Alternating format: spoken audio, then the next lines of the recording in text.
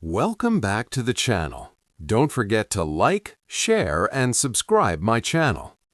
Today, we explore how to design multi-layer masking workflows. Begin by creating a base mask using Select and Mask with Mask Overlay enabled.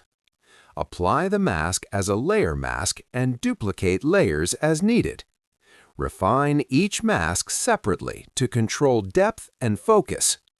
Zoom in to ensure clean overlaps and smooth transitions. Name layers clearly to stay organized. Preview the composition to check balance. Multi-layer workflows increase creative control, so experiment